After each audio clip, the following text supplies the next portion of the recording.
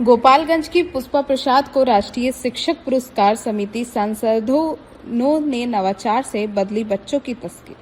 जी हाँ, बिहार के गोपालगंज जिले के कुचायकोट प्रखंड स्थित राजकीय कन्या मध्य विद्यालय की सहायक शिक्षिका पुष्पा प्रसाद का चयन देश के प्रतिष्ठित राष्ट्रीय शिक्षक पुरस्कार के लिए हुआ है। शिक्षक दिवस के मौके पर 5 सितंबर को नई दिल्ली के विज्ञान भवन में आयोजित समारोह में राष्ट्रपति द्वारा उन्हें यह सम्मान प्रदान किया जाएगा। पुष्पा प्रसाद के राष्ट्रीय स्तर पर चयन से गोपालगंज समेत पूरे बिहार के शिक्षा जगत में खुशी का माहौल है। राष्ट्रीय शिक्षक पुरस्कार के लिए चयन की खबर के बाद पुष्पा प्रसाद ने इसे अपने जीवन का बेहद खास और भावुक पल बताया। उन्होंने अपनी इस उपलब्धि को पूरे बिहार, गोपालगंज जिले और विशेष रूप से बिहार की बेटियों को समर्पित किया है। उनका कहना है कि सम्मान किसी एक व्यक्ति की उपलब्धि नहीं, बल्कि उन सभी बच्चों, अभिभावकों और लोगों को मेहनत का परिणाम है जिन्हें शिक्षा को बेहतर बनाने की उनकी कोशिश के साथ दिया है। उन्होंने कहा कि लगातार मेहनत, ईमानदारी, निष्ठा और लगन से काम करने पर कठिन परिस्थितियों में भी सफलता हासिल की जा सकती है। पुष्पा प्रसाद के शिक्षा सफर की शुरुआत आसान परिस्थितियों में नहीं हुई है। स्कूलों में संसाधनों की कमी और बच्चों की कई बुनियादी समस्याओं को देखकर उन्होंने सिर्फ पढ़ाने तक खुद को सीमित नहीं रखा। उन्होंने देखा कि कई बच्चे जमीन पर बोरे पर बैठकर पढ़ाई करते हैं और उनके परिवारों में शिक्षा को लेकर जागरूकता की सीमित है। ऐसे में उन्होंने तय किया कि स्कूल की शिक्षा व्यवस्था को मजबूत करने के साथ साथ अभिभावकों को भी इससे जोड़कर जरूरी से उन्हें इसमें शामिल करेंगे। इसके लिए उन्होंने नियमित पेरेंट टीचर मीटिंग आयोजित करनी शुरू की। बैठकों के जरिए अभिभावकों को बच्चों की पढ़ाई, नियमित उपस्थिति और शिक्षा के महत्व के बारे में जागरूक करना शुरू किया। इसी के बाद फिर यह सिलसिला चलता रहा और आज इन्हें इतनी बड़ी वो पुरस्कार मिलने वाला है। सुनिए वो खुद क्या कुछ बताती नजर आए। पहले तो मैं ये बताना चाहूँगी कि अवार्ड के लिए हम लोग कार्य नहीं करते। मैं एक सामान्य शिक्षिका हूँ और सामान्य ही रहूँगी, क्योंकि ये मेरा लगाव बच्चों में था। तो शिक्षा का अलग जगाना मेरा कार्य रहा है।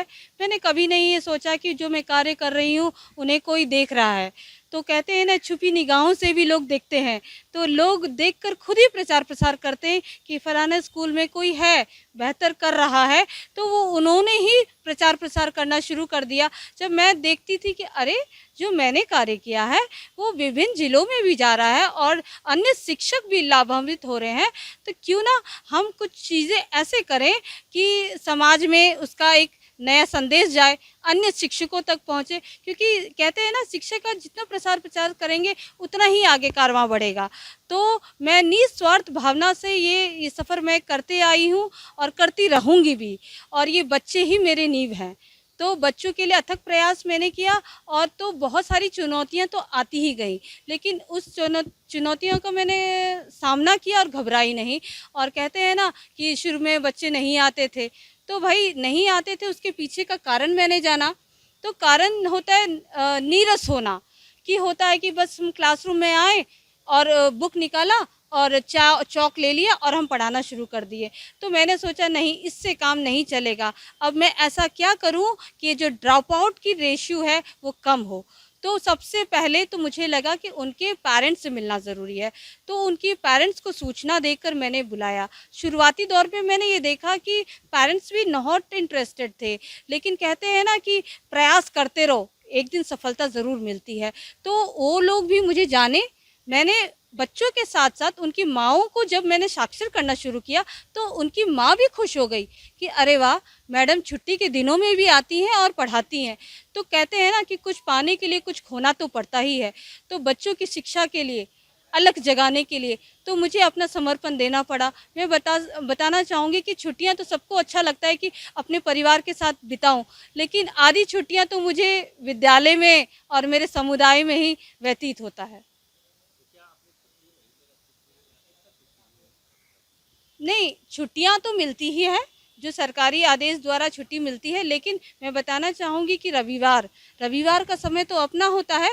तो उस दिन मैं क्या करती हूँ कि 1 घंटा एक समय निर्धारित कर दिया है कि जिस समय आप लोग खाली हों उन मीटिंग के द्वारा, तो उनको एकत्रित करके एक जगह समुदाय में उनको साक्षर बनाने का काम मैंने किया है। और मैं बताना चाहूँगी कि जो उनका सफ़र मोहर से शुरू हुआ था, अंगूठा छाप थी, वो आज कलम पकड़ रही हैं। तो इसका कारवां तो मैं संख्याओं में नहीं बता सकती, लेकिन फिर भी शुरुआती दौर में तो 10 से मैंने शुरुआत की थी। कहते हैं ना कि बूंद बूंद से घड़ा भरता है, तो उसी प्रकार से जब 10 औरतें जब सीखना शुरू कर दी तो और जो 10 औरतें थी उनको भी लगा कि क्यों ना हम भी पढ़े, तो उन्होंने कहा मैडम हमको भी। तो ये कारवां बढ़ता गया और सैकड़ों में आया और सब महिलाएं आज साक्षर हैं और 100% अभिभावक मेरे पीटीएम में मौजूद होते हैं।